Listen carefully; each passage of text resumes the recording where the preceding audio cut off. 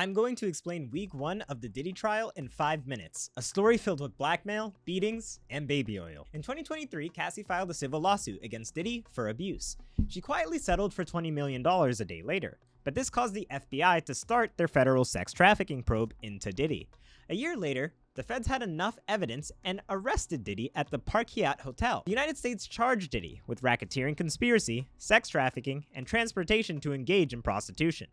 The first week centered on 3 testimonies, one from male escort Daniel Phillips, ex-girlfriend Cassie Ventura, and singer Don Richard. Cassie met Diddy when she was 19, and later signed a predatory 10-album record deal at Bad Boy Entertainment, locking her into this label for her entire career. A year later, Diddy and Cassie started dating, but the two were never exclusive because Diddy soon introduced freak-offs into their relationship. These were marathon sex sessions, lasting anywhere from 36 to 72 hours. They would often take place in luxury hotels around the world.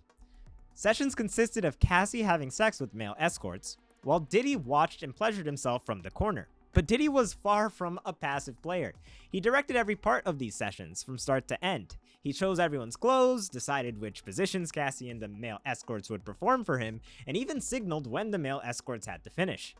But these sessions were far from consensual. The prosecution claims that Diddy used blackmail and threats of violence to force Cassie's participation in these freak-offs, thus engaging in sex trafficking.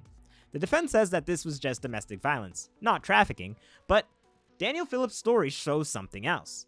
During a freak-off break, Cassie was on her computer when Diddy yelled, "Come here," and Cassie responded, "Hold on."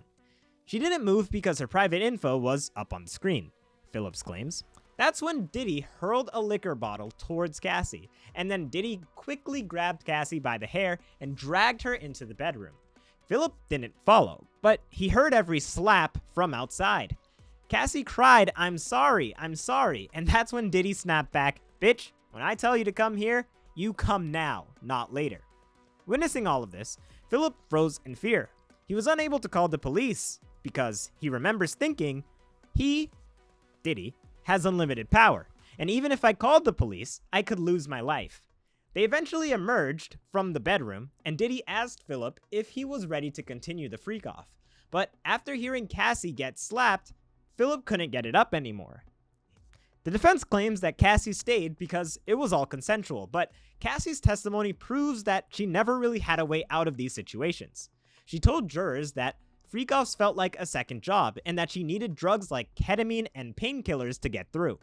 Now, the freak-offs wreaked havoc on Cassie's body. She suffered from frequent UTIs, mouth sores, and severe stomach issues, and every time she tried to leave Diddy, he threatened beatings or career ruin by releasing video recordings of these freak-offs. And it's a claim that's hard to argue with because Cassie testified in one of the tapes that Diddy directed an escort to urinate in her mouth until Cassie felt like she was choking. And despite it all, Cassie was still eventually pushed past her limits and tried to make an escape. During a freak-off break at the Intercontinental Hotel in LA, Diddy stepped into the shower. And that's when Cassie bolted, and hotel cameras caught Diddy in nothing but a towel and socks, chasing her, grabbing her by the neck, and slamming her to the floor. Take a look.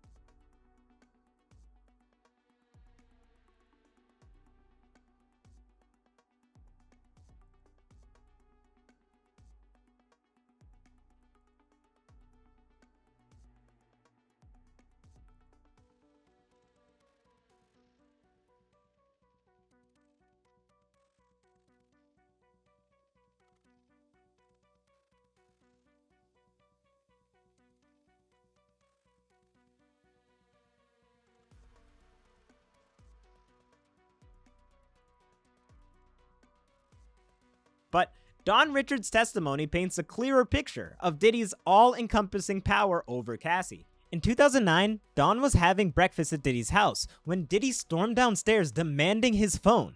Without warning, Diddy struck Cassie with a skillet full of eggs, and Cassie dropped down to the ground and tried to protect herself in the fetal position, while Diddy kicked her, eventually dragging her upstairs by the neck. When Diddy came back downstairs, he warned Dawn that she could go missing if she told anyone what she saw. Additionally, a year later at a West Hollywood dinner, also including Usher, Neo, and Jimmy Iovine, Don Richards saw Cassie and Diddy having a private conversation at the table. But suddenly, Richard saw that Diddy punched Cassie in the stomach. Cassie was in so much pain that she had no choice but to bolt from the table before causing a scene. During the car ride home, things seemed to return to normal, until Don saw Diddy grab Cassie by the neck, slap Cassie's face, and punch Cassie in the mouth. He then told Cassie to shut the fuck up, and Cassie and all the other stars in the vehicle stayed silent for the rest of the ride. He would tell her he owned her, Richard said of Diddy to Cassie, and that no one dared help Cassie out of fear. And these 3 testimonies established that the violence Diddy showed towards Cassie was normalized. He was so bold that he could abuse her in public and knew that she still had no chance of escaping. This has been the Diddy case in 5 minutes. Tell me your thoughts in the comments.